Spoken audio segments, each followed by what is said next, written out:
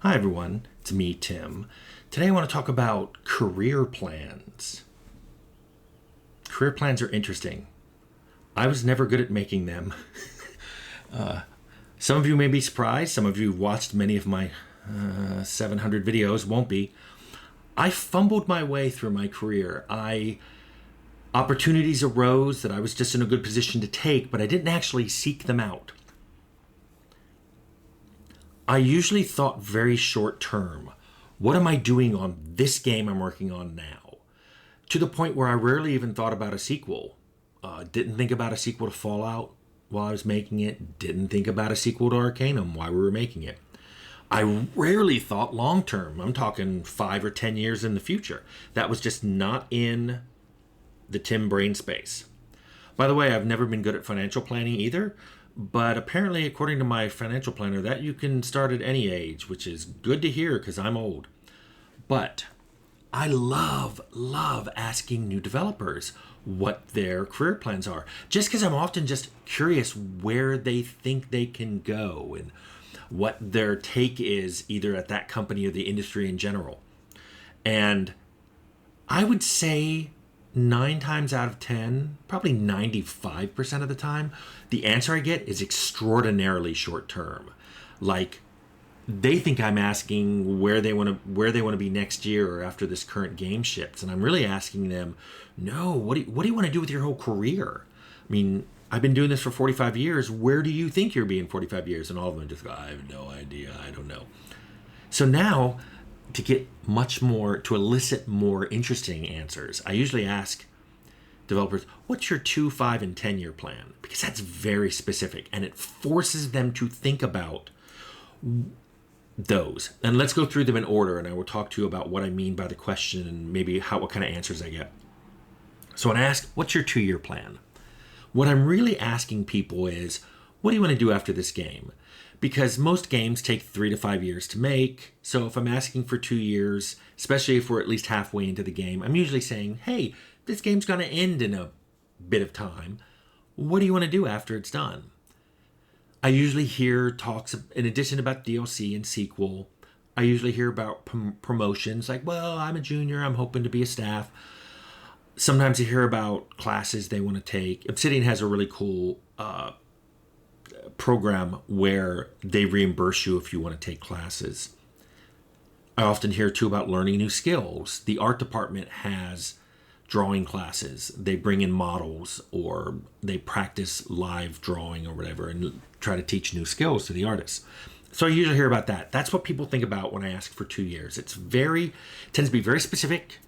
They usually have an answer right away. There's usually no hesitation. It's like, I want to do this. So then I go, what do you want to do in 5 years? This is where the hesitation begins. There's usually no immediate answer. They usually don't go, I want to do this, this, and this.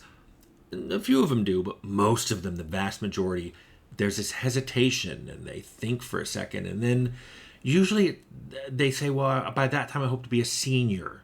Because by that, in 5 years, they've got at least 5 years experience under their belt.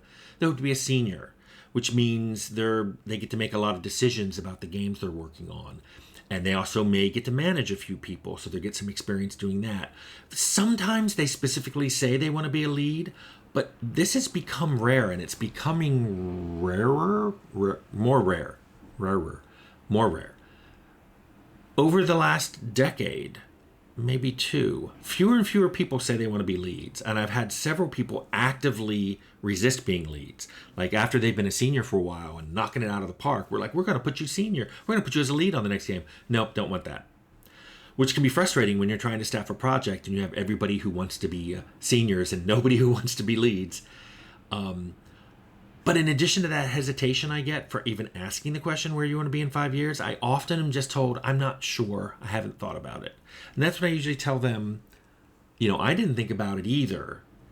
And fortunately, some things worked out for me, but you don't necessarily want to depend on everything falling into place or opportunities arising as you're perfectly poised to take advantage of them.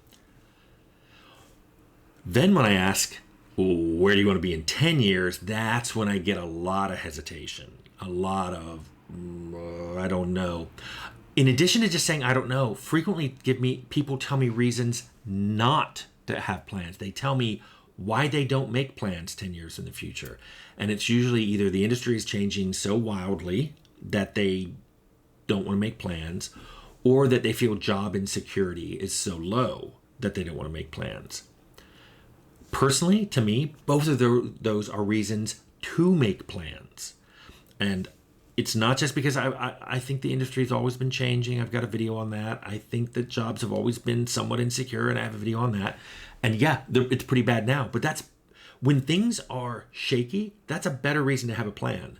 If you live in an earthquake area, that's when you want a bug out bag, not when things are completely stable and perfect. And you're like, oh, now this is when I'll make my bug out bag. No, you want a bug out bag and a plan of where to go if you live in a shaky area. So what I often ask them if they don't have any ideas, I ask them 2 follow-up questions, which is, do you even want to stay here at this company?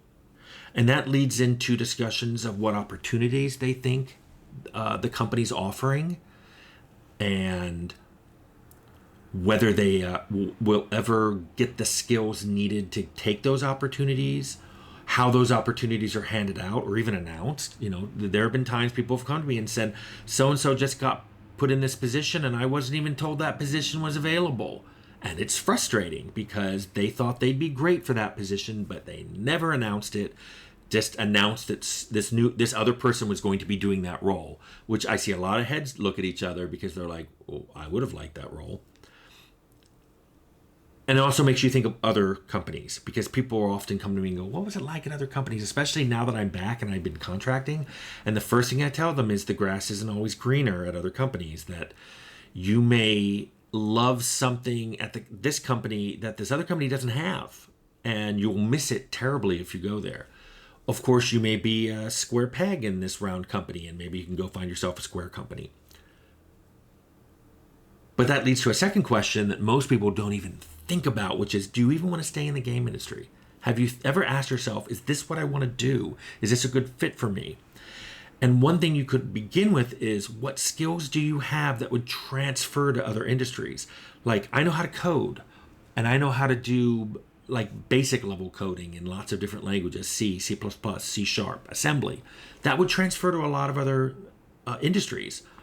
I know someone who was doing UI in games, and now she does UI in a completely different industry.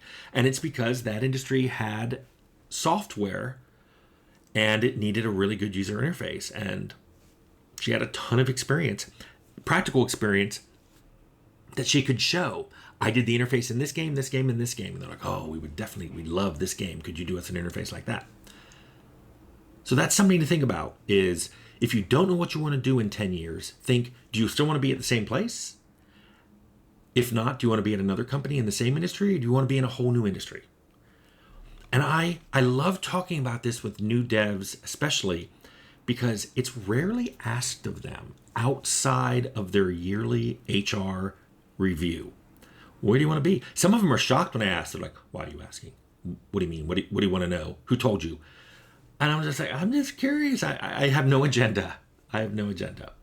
Other than I really think that they should think about this. And if you're in the industry, in the game industry, or thinking about getting in the game industry, I think you should think about it too. You should have, where do I want to be in 2 years? Where do I want to be in 5 years? And where do I want to be in 10 years? I wish I had done that. That's purely where the motivation of this video came from. I wish I had done that. I think you should do that. Anyway, have a good day.